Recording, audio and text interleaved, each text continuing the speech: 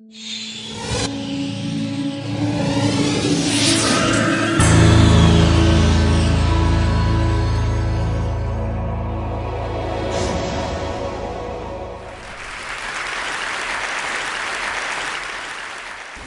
do you explain when things don't go as we assume? Or better, how do you explain when others are able to achieve things that seem to defy all of the assumptions? For example, why is Apple so innovative? Year after year after year after year, they're more innovative than all their competition. And yet, they're just a computer company. They're just like everyone else. They have the same access to the same talent, the same agencies, the same consultants, the same media. Then why is it that they seem to have something different? Why is it that Martin Luther King led the civil rights movement? He wasn't the only man who suffered in a pre-civil rights America, and he certainly wasn't the only great orator of the day. Why him?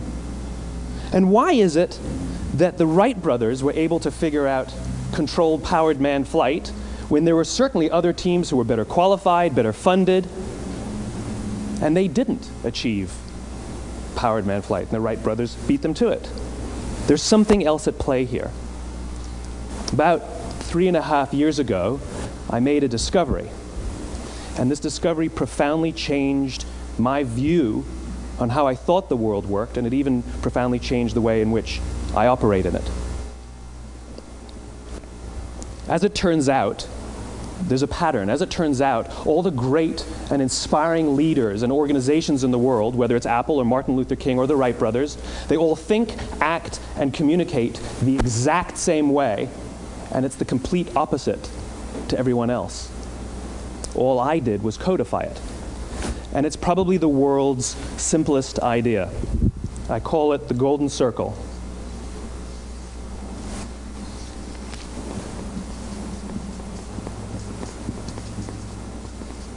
Why, how, what? This little idea explains why some organizations and some leaders are able to inspire where others aren't. Let me define the terms really quickly. Every single person, every single organization on the planet knows what they do, 100%. Some know how they do it, whether you call it your differentiating value proposition or your proprietary process or your USP. But very, very few people or organizations know why they do what they do. And by why, I don't mean to make a profit.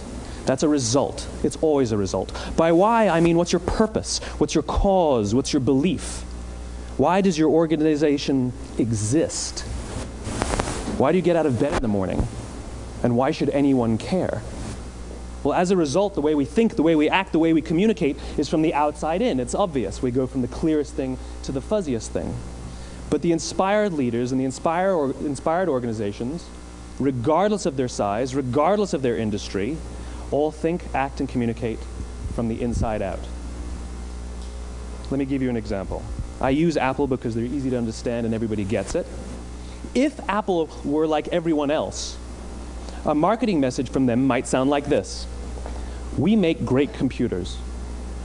They're beautifully designed, simple to use, and user-friendly. Want to buy one? Meh. And that's how most of us communicate. That's how most marketing is done, that's how most sales is done, and that's how most of us communicate interpersonally. We say what we do, we say how we're different or how we're better, and we expect some sort of behavior, a purchase, a vote, something like that. Here's our new law firm. We have the best lawyers with the biggest clients. We have, we always perform for our clients, do business with us. Here's our new car. It gets great gas mileage. It has, leather seats. Buy our car. But it's uninspiring. Here's how Apple actually communicates. Everything we do, we believe in challenging the status quo. We believe in thinking differently. The way we challenge the status quo is by making our products beautifully designed, simple to use, and user-friendly. We just happen to make great computers. Want to buy one? Totally different, right? You're ready to buy a computer from me. All I did was reverse the order of the information. What it proves to us is that people don't buy what you do, people buy why you do it. People don't buy what you do, they buy why you do it. This explains why every single person in this room is perfectly comfortable buying a computer from Apple. But we're also perfectly comfortable buying an MP3 player from Apple, or a phone from Apple, or a DVR from Apple.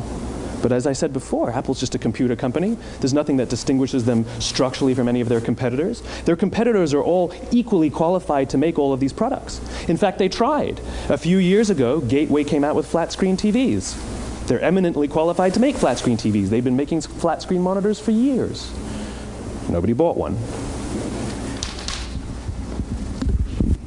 And Dell came out with MP3 players and PDAs. And they make great quality products, and they can make perfectly well-designed products, and nobody bought one. In fact, talking about it now, we can't even imagine buying an MP3 player from Dell. Why would you buy an MP3 player from a computer company? But we do it every day. People don't buy what you do, they buy why you do it. The goal is not to do business with everybody who needs what you have. The goal is to do business with people who believe what you believe. Here's the best part. None of what I'm telling you is my opinion. It's all grounded in the tenets of biology, not psychology, biology.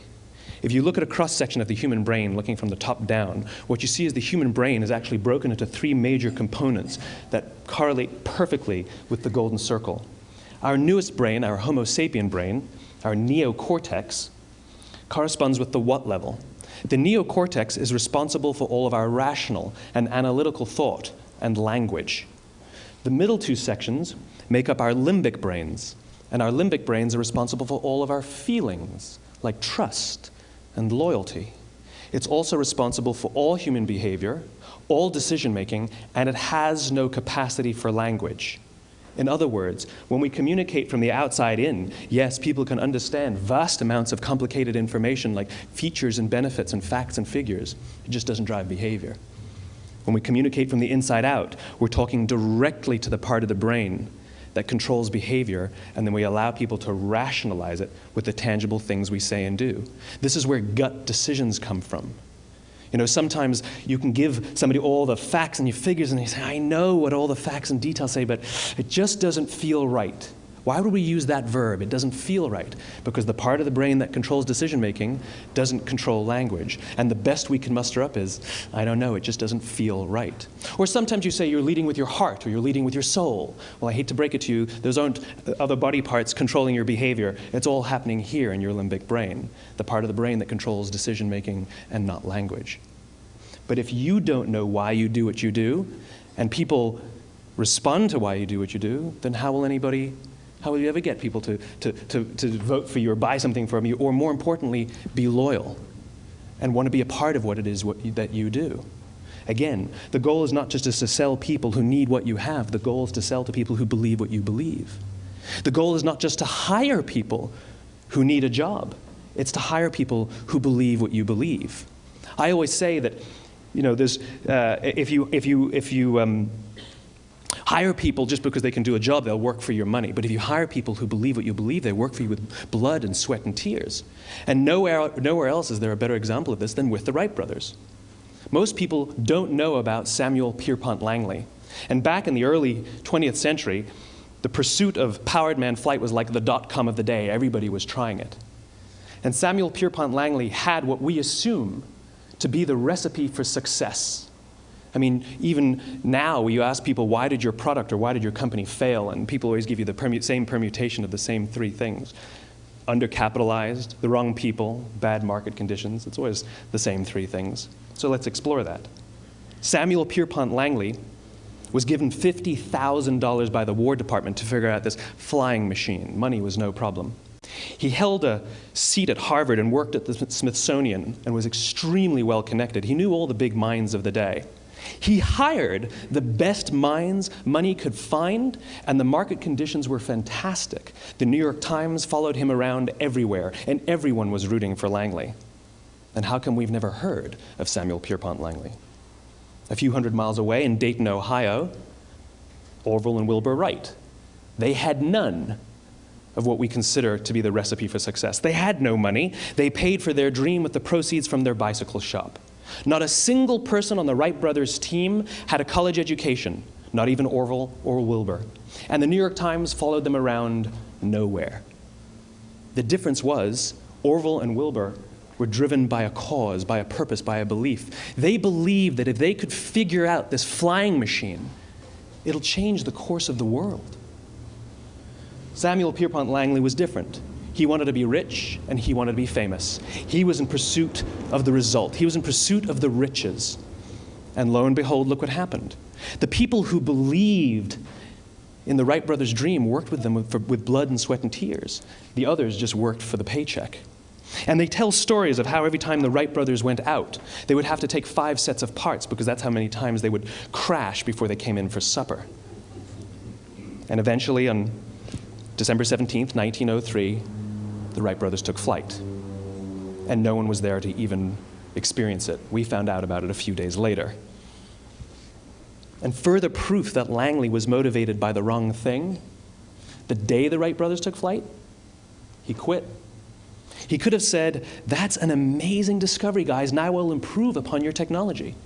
But he didn't. He wasn't first. He didn't get rich. He didn't get famous. So he quit. People don't buy what you do, they buy why you do it. And if you talk about what you believe, you will attract those who believe what you believe. Well, why is it important to attract those who believe what you believe? Something called the law of diffusion of innovation. And if you don't know the law, you definitely know the terminology. The first 2.5% of our population are our innovators. The next 13.5% of our population are our early adopters. The next 34% are your early majority, your late majority, and your laggards. The only reason these people buy touch-tone phones is because you can't buy rotary phones anymore. We all sit at various places at various times on the scale, but what the law of diffusion of innovation tells us is that if you want mass market success or mass market acceptance of an idea, you cannot have it until you achieve this tipping point between 15 and 18% market penetration, and then the system tips. And I love asking businesses, what's your conversion on new business? And they love to tell you, oh, it's about 10%, proudly. Well, you can trip over 10% of the customers. We all have about 10% who just get it. That's how we describe them, right? That's like that gut feeling, oh, they just get it. The problem is, how do you find the ones that just get it before you're doing business with them versus the ones who don't get it? So it's this here, this little gap, that you have to close, as Geoffrey Moore calls it, crossing the chasm. Because you see, the early majority will not try something until someone else has tried it first. And these guys, the innovators and the early adopters, they're comfortable making those gut decisions. They're more comfortable making those intuitive decisions that are driven by what they believe about the world, and not just what product is available. These are the people who stood online for 6 hours to buy an iPhone when they first came out, when you could have just walked into the store the next week and bought one off the shelf. These are the people who spent $40,000 on flat screen TVs when they first came out, even though the technology was substandard. And by the way, they didn't do it because the technology was so great. They did it for themselves. It's because they wanted to be first. People don't buy what you do, they buy why you do it. And what you do simply proves what you believe. In fact, people will do the things that prove what they believe. The reason that person bought the iPhone in the first 6 hours, or stood in line for 6 hours, was because of what they believed about the world and how they wanted everybody to see them. They were first. People don't buy what you do, they buy why you do it. So let me give you a famous example, a famous failure and a famous success of the law of diffusion of innovation. First, the famous failure. It's a commercial example. As we said before a second ago, the recipe for success is money and the right people and the right marketing conditions, right? You should have success then. Look at TiVo. From the time TiVo came out about 8 or 9 years ago to this current day, they are the single highest quality product on the market. Hands down, there is no dispute. They were extremely well-funded. Market conditions were fantastic. I mean, we use TiVo as a verb. I TiVo stuff on my piece of junk Time Warner DVR all the time. But TiVo is a commercial failure. They've never made money. And when they went IPO, their stock was at about $30 or $40 and then plummeted, and it's never traded above 10. In fact, I don't think it's even traded above 6, except for a couple of little spikes. Because you see, when TiVo launched their product, they told us all what they had. They said, we have a product that pauses live TV, skips commercials, rewinds live TV, and memorizes your viewing habits without you even asking. And the cynical majority said, we don't believe you, we don't need it, we don't like it, you're scaring us. What if they had said, if you're the kind of person who likes to have total control over every aspect of your life, boy, do we have a product for you. It pauses live TV, skips commercials, memorizes your viewing habits, etc., etc. People don't buy what you do, they buy why you do it, and what you do simply serves as the proof of what you believe. Now let me give you a successful example of the law of diffusion of innovation. In the summer of 1963, 250,000 people showed up on the Mall in Washington to hear Dr. King speak. They sent out no invitations, and there was no website to check the date. How do you do that? Well, Dr. King wasn't the only man in America who was a great orator. He wasn't the only man in America who suffered in a pre-civil rights America. In fact, some of his ideas were bad. But he had a gift. He didn't go around telling people what needed to change in America. He went around and told people what he believed. I believe, I believe, I believe, he told people. And people who believed what he believed took his cause and they made it their own, and they told people. And some of those people created structures to get the word out to even more people. And lo and behold, 250,000 people showed up on the right day, on the right time to hear him speak. How many of them showed up for him? 0. They showed up for themselves. It's what they believed about America that got them to travel on a bus for 8 hours to stand in the sun in Washington in the middle of August. It's what they believed, and it wasn't about black versus white. 25% of the audience was white. Dr. King believed that there were 2 types of laws in this world, those that are made by a higher authority and those that are made by man. And not until all the laws that are made by man are consistent with the laws that are made by the higher authority will we live in a just world. It just so happens that the civil rights movement was the perfect thing to help him bring his cause to life. We followed him not for him, but for ourselves. And by the way, he gave the I have a dream speech, not the I have a plan speech. Listen to politicians now with their comprehensive 12-point plans. They're not inspiring anybody. Because there are leaders and there are those who lead. Leaders hold a position of power or authority, but those who lead inspire us. Whether they're individuals or organizations, we follow those who lead, not because we have to, but because we want to. We follow those who lead, not for them, but for ourselves. And it's those who start with why that have the ability to inspire those around them or find others who inspire them. Thank you very much.